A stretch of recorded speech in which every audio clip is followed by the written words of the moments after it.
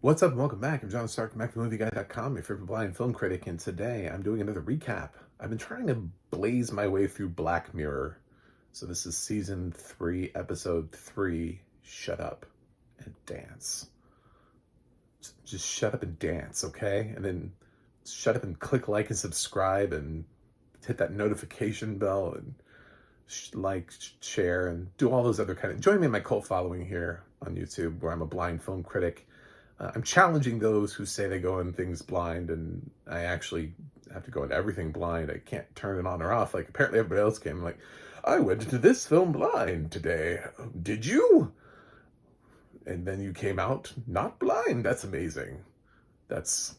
what an experience for you that must have been. So that means we use stuff like audio description, accessibility as blind people to be able to get through things. It describes like the visual elements to us. So I don't like this episode. I just, it stars Alex Lawther. And last episode I wasn't a huge fan of either. Playtest, which was sadly directed by Dan Trachtenberg, which failed to deliver on its premise. Like, it was this like virtual horror game, and he signed up to do this thing. And man, I feel like I could have come in there and been like, guys, what are we doing here? It just kind of turned into like what Blumhouse would have done with that, not what Black Mirror would have done with that. So they never needed the spiders. They never needed the ghosts. They never needed anything like that. They put him in there, and he gets like, the prospect is you do your own horror. So he puts on the VR headset. We've already hinted at the fact that he dealt with watching his father, with Alzheimer's, and we don't know why his mom isn't calling. Lean in on that, because everybody's own, what they're afraid of isn't always the shit you see in horror movies. Sometimes people are afraid of other things, and I think that would have been way more interesting for Black Mirror, because virtual horror, that's exactly what I would expect from a virtual horror game, is to be attacked by a giant spider from a character that hasn't even expressed arachnophobia. Now this is just, it's the shit where like there's some mysterious entity that's texting somebody and making them do things because they have something. They're holding something over your head, whether it's a person, a thing, knowledge. They know something about you, and you have to complete tasks for them, or they will kill the person or release the Kraken or knowledge or whatever that they have. So Alex Lawther stars in this episode. There's a young boy whose age is never really mentioned. I'll get into that later. I just want to bring it up for purposes. He's got like a sister and a mom. He's at home. He's got a job. And we don't know that much about him because it's Black Mirror, so he's like short films. And he logs in. We see him do like a malware test, but obviously the malware test was bullshit, and he just put malware on his computer instead. Somebody activates the camera on his computer and watches him masturbate. And I'm so happy we didn't watch him masturbate, and we just cut to him washing his hands and smelling his fingers. And I was like, yep, okay, got it. We picked up on it. We all figured out what he did. So he got recorded doing that. And then later on, he gets an email from like a mysterious entity that says, we recorded you. And they show him like the video that they took. And he freaks out, and they're like, oh, you need to give us your phone number, or we're going to release this to the world. It's to this point where I would have been like, yeah, fucking release it, whatever. Like, it's just...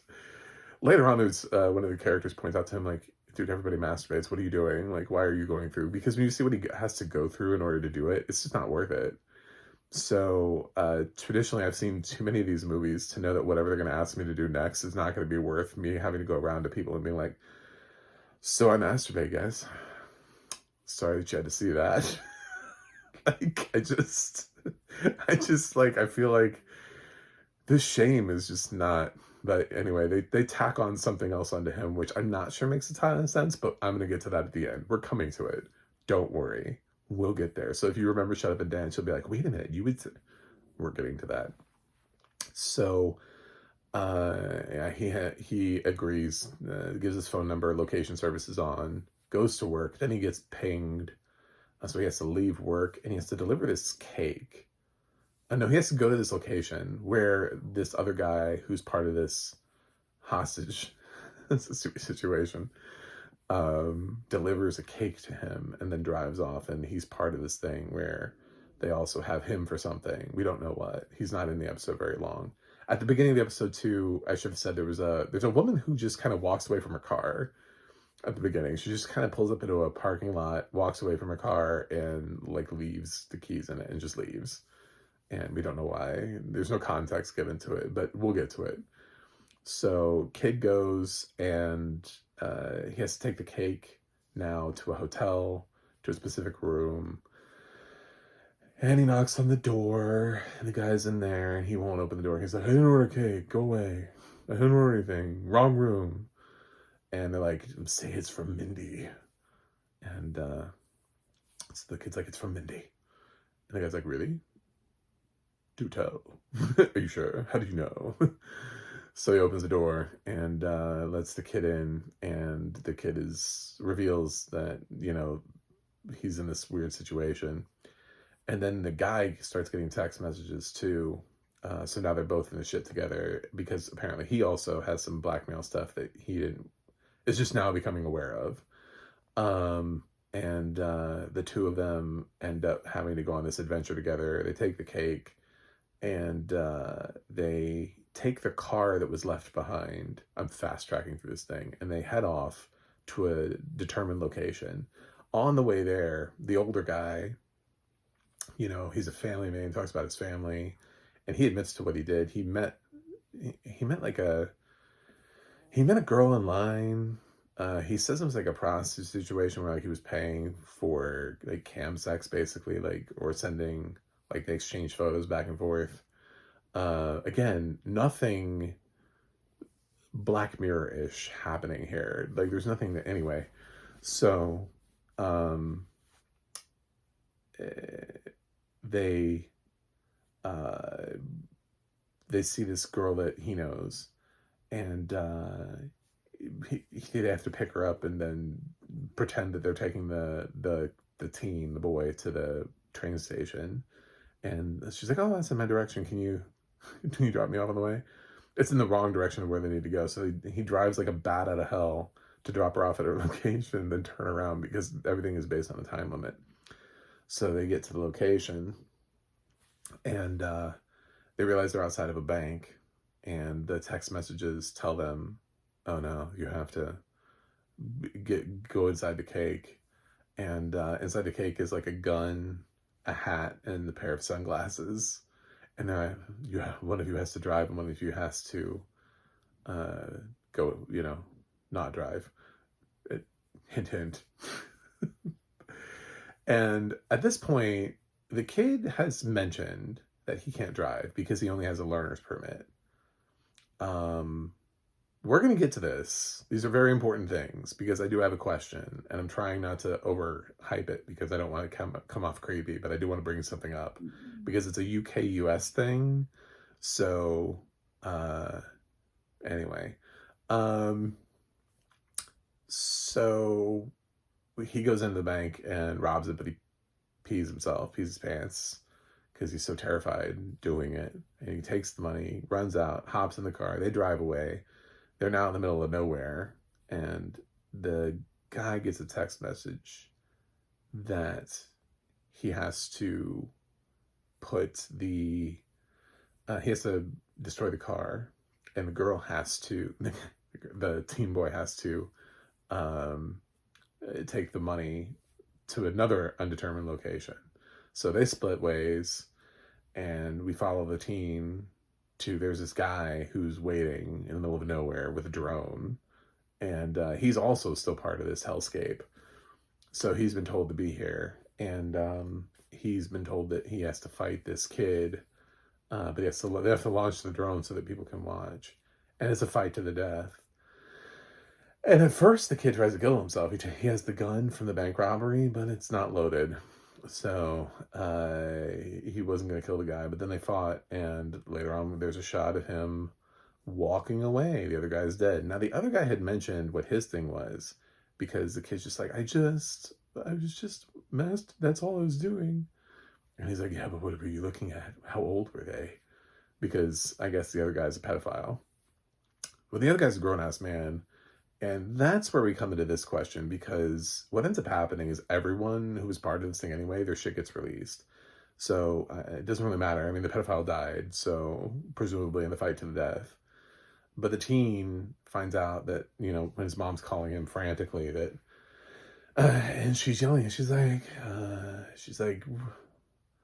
these girls, they're young, why? You know, she's yelling about the age of the girls. And we see that the guy, the husband who did he's being yelled at by his wife. The first guy who dropped off the thing, I don't know. Like, we just see chaos at his house from the exterior. No idea what he did. And then the woman who dropped off the car was racist in an email, which I guess in the UK is a career ender. Over here, it's just, you know, you get Ice Cube to come on your show and apologize, or it's Papa John's. Yeah, I mean, it's, she just doesn't have the money to survive it, I guess. I don't know. I shouldn't be that glib about it, but if you know, you know. So yeah, it didn't do anything new. It didn't do anything that I haven't seen before. And the question I have about him is, isn't he a kid? Like, that's what I got from this. Because when you're on your learner's permit in America, you can get that. I think there are some states you can get it at 15, but you can get it at 16. It's different state by state, but you're a minor with a learner's permit. Grown-ass adults aren't on learner's permits unless they're, I don't know, like really late in life. But I didn't get that. Like, I would have appreciated an age for him, which I don't think I got, because that left me sort of weird, because we already have, and the weird thing is they double down, because if he is an adult who's looking at underage girls, then he fought another adult who was looking at underage girls. But the other three people, I don't know what the one guy did who brought the cake. But the other two people didn't do the same thing that he did.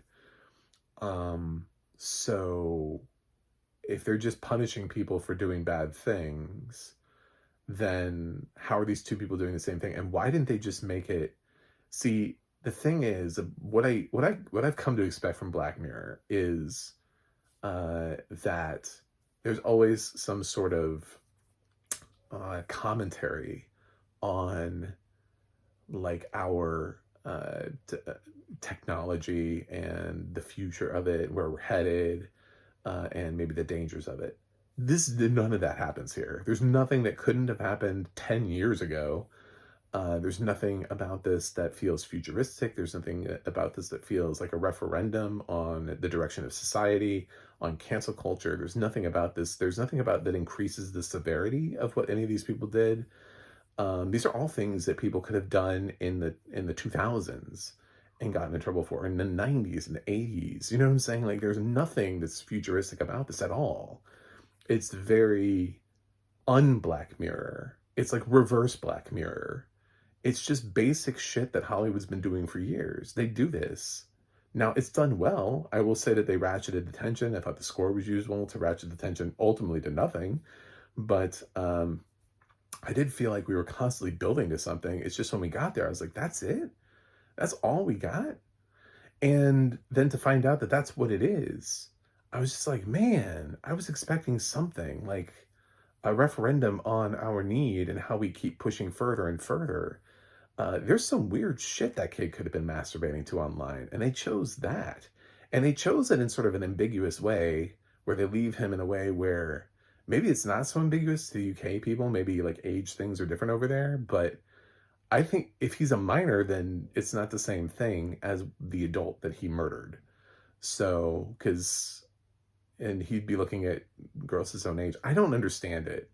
It's just, it's bizarre, but it's also not Black Mirror. It's just sort of like the last episode. They had an opportunity. They had this great VR headset and this great test thing.